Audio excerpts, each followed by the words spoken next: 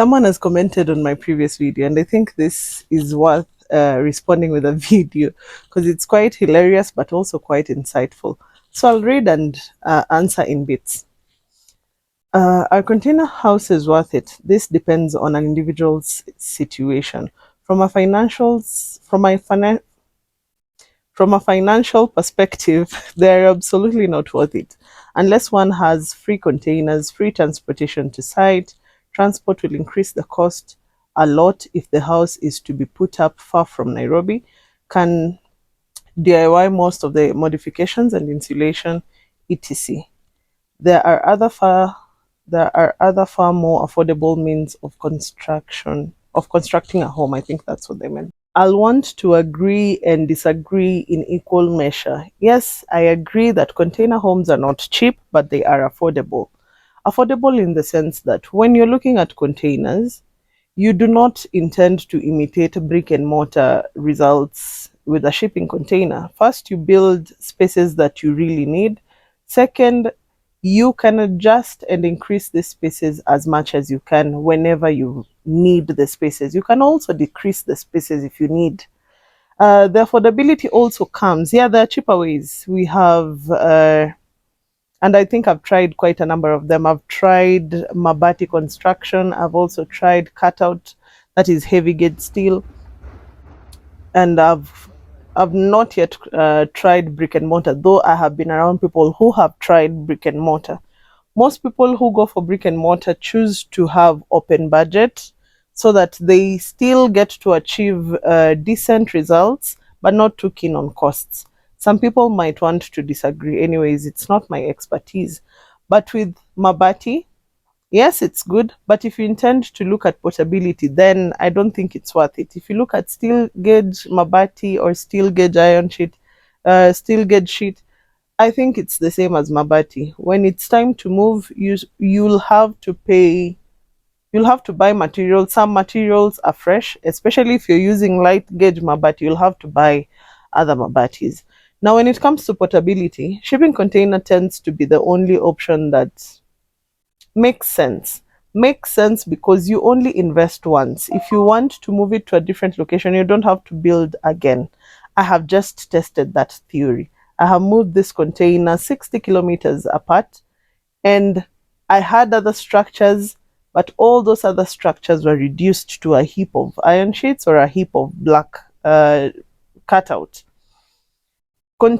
Shipping container is the only one that came, and I used not almost immediately. I used it the same night we delivered.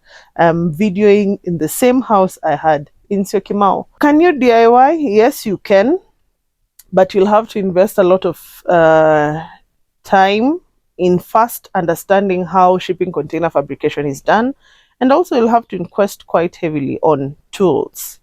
I have tried DIYing myself, but I can tell you tools is a totally different investment. So unless you intend to build multiple units, I don't think it is worth spending that much fortune on just buying tools for one house. So unless you're doing it as a business the same way I have been doing it, then I don't think it's very smart for you to be buying tools just for one house because you hope to save.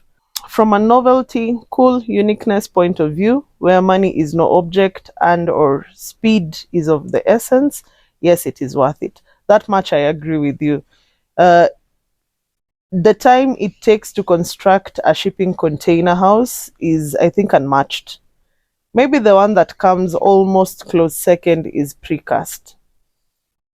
But the other benefit that comes with shipping containers is the fact that this tends to work very well in very tricky landscapes, such as over a cliff or where you might need to spend quite a bit on foundation. Shipping containers tends to save a lot on that. The third point was as of culture, and this is the most hilarious part of this comment. As of culture, mine might have a problem with me acquiring my own place. Yet, as a woman, no one is thinking of leaving me a house or land to inherit. They are only planning to leave an inheritance for the sons.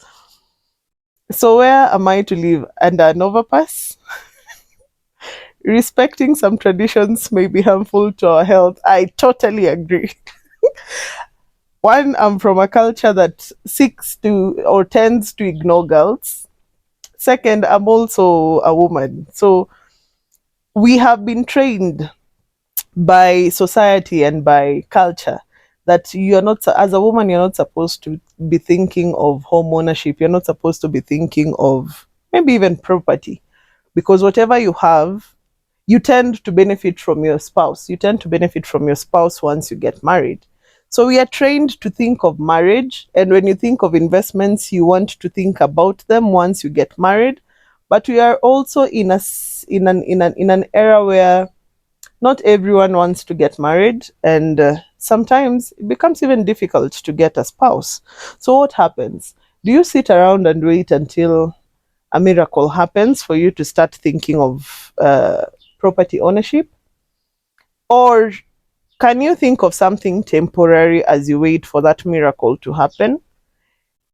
And for me, I think shipping container still accommodates culture, society, and us being girls. You can have your house as you wait for whatever or whoever. And as we all expect that when you get married, you move into your husband's house, then maybe it will be easier for you to move into your husband's house if you've been living in a container. But if you've been living in a brick and mortar house, especially if you did it so well, that is big, most times you tend to undermine a man who comes your way if they don't get an equal measure of a house. And it's easier for you to suggest that he'd rather move into your house than you move into his. I don't think I am the right person to have that kind of discussion, but I don't think we really. Let me not go into details because I just might get people who might tend to differ. But yes, I think when the time is right, it's the woman who's supposed to move into the man's house. And this house that you have, if it's as temporary as mine, you can use it for something else. If you want to be a team player, you can have it moved to his shags, or you can have it for rainy days, or you can use it as Airbnb. There are a lot of options you can use. Other thing that I love to point out is they don't make land anymore. They make houses. You build houses every day. Every day there is a house that comes up. But land, that's a different discussion. Whatever we have is all we have, yet we increase in numbers by the day. Containers allow you to use your space and still use it for something else if the future dictates something different.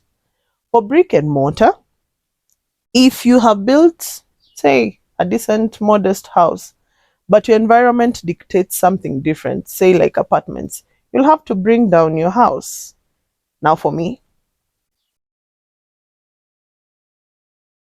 let's just say I'm really sold when it comes to containers, and I have personal experience why containers still makes a lot of sense to me and why I would still go for containers. Does that mean I will live in a container permanently all throughout my life? Not really. But when I choose to build a brick and mortar house, it will be a well done, well designed, well built brick and mortar house, because I believe it's permanent. And when it's permanent, you have to build a really timeless house. Otherwise, those same children you think you're building houses for, in a few years when trends have changed, they'll end up demolishing your house, because what's of value then would be that piece of land that your house sits on, not your house.